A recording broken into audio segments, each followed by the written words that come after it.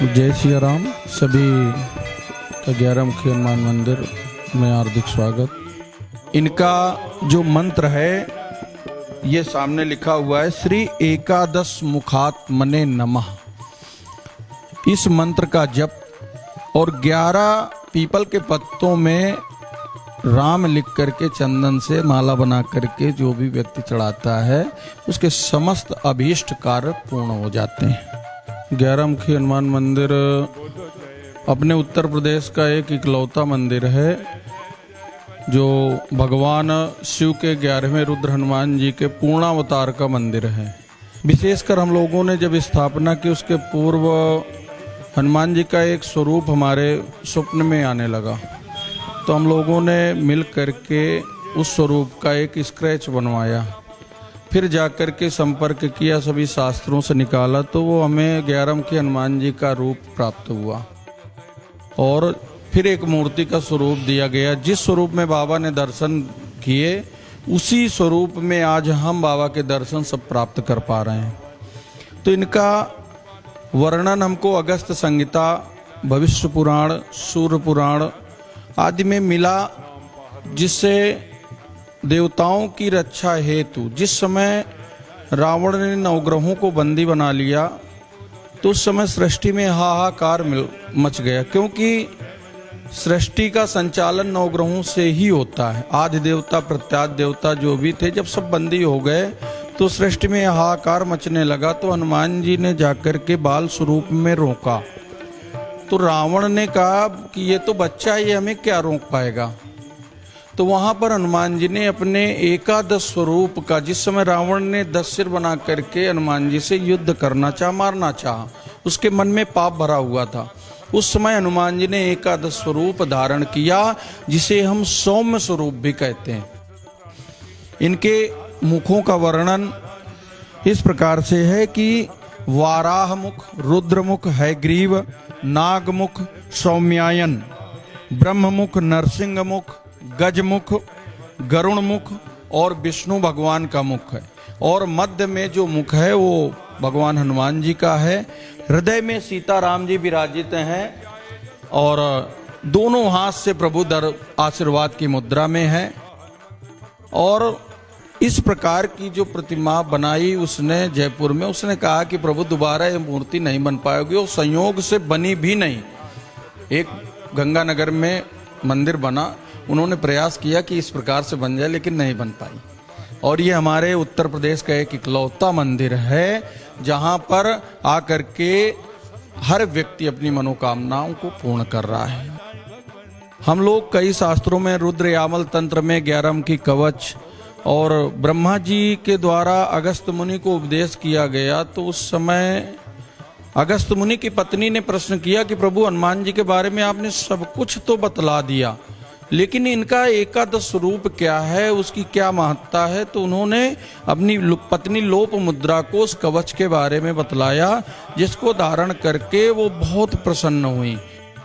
हनुमान जी कलयुग के राजा हैं और हम लोग जब से 2013 16 मई अक्षय तृतीया पड़ी थी, उसमें स्थापना हुई थी प्रातःकालीन, और बड़े ही दिव्य आचार्यों के द्वारा हमारे गुरुदेव श्री श्री परम श्रद्धेय प्रातः स्मरणीय निर्मोही अखाड़ा के श्री महंत श्री रामाश्रय दास जी महाराज की इसमें बहुत बड़ी प्रेरणा और उनका आशीर्वाद रहा। वहाँ के सभी लोग जानते हैं कि इस स्थान के लिए उन्होंने बड़ा आशीर्वाद दिया। आज यहाँ जो लोग भी दर्शन करने आ रहे हैं, इस क्षेत्र की उन्नति आप देख सकते हैं। पहले कुछ नहीं था इस क्षेत्र में, रोडें नहीं थी आने के लिए, लेकिन जब से बाबा का आगमन हुआ इस क्षेत्र में सुख, समृद्धि, शांति, और सबसे बड़ी जो अभी महामारी भी आई थी तो उसमें हम लोगों ने देखा कि यहाँ कोई बीमार नहीं हुआ, ऐसी हालत में नहीं पहुंचा जिससे उसको कोई कष्ट हो।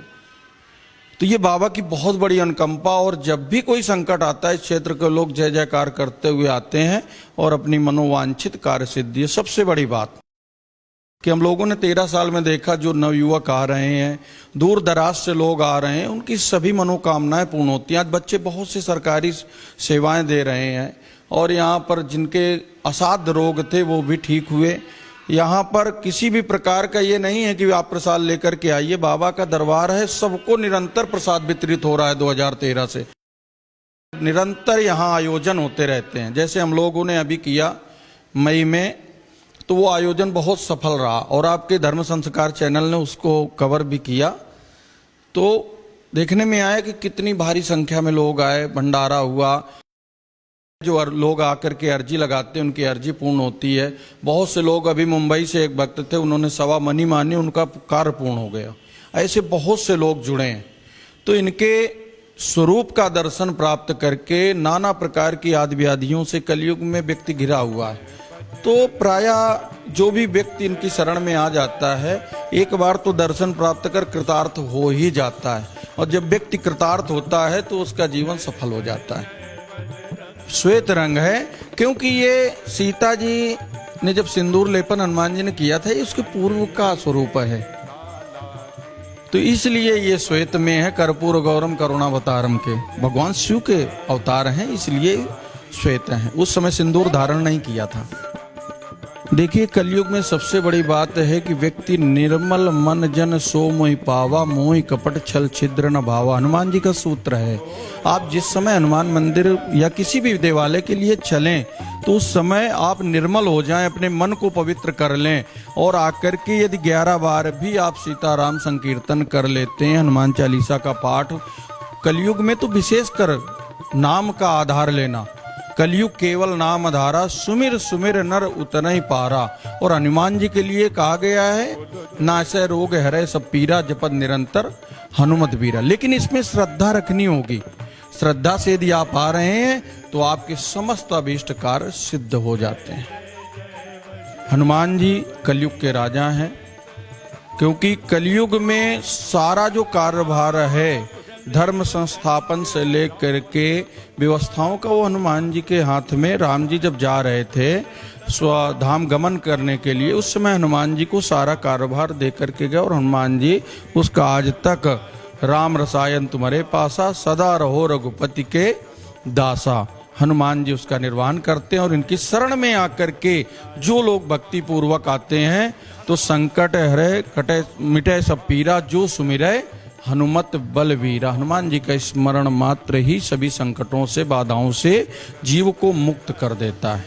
तो आइए सभी लोग मिल करके हनुमान जी के दर्शन करें और जहां से जो लोग देख रहे हैं वो आए, दर्शन करें और आकर के अपने को कृतार्थ करें।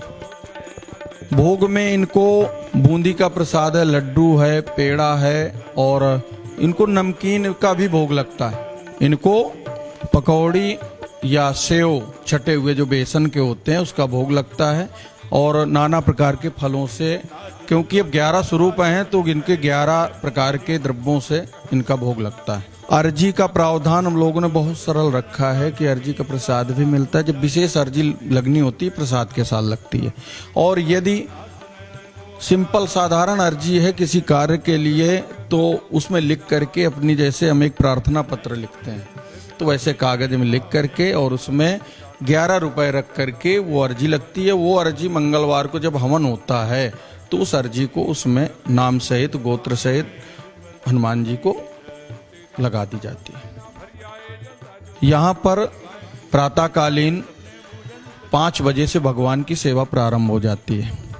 इसके बाद जो हम लोगों ने समय रखा सभी जनमानस को देखते हुए कि सभी लोग समय से प्रातःकालीन नित्य क्रिया से निवृत्त हो जाएं और सभी लोग हिंदू सनातन धर्म के लोग कम से कम मंदिर में उपस्थिति दें, तो 7:30 बजे प्रातःकालीन और 7:30 बजे सायंकालीन का समय रखा गया। मध्याह्न की आरती, भोग की आरती 12 बजे।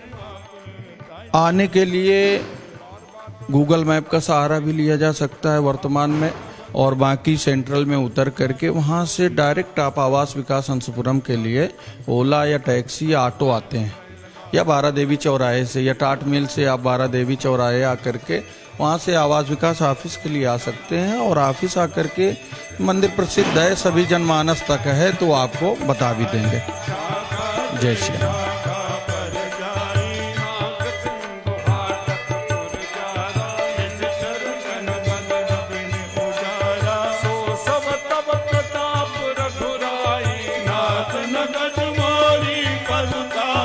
जय बजरंग।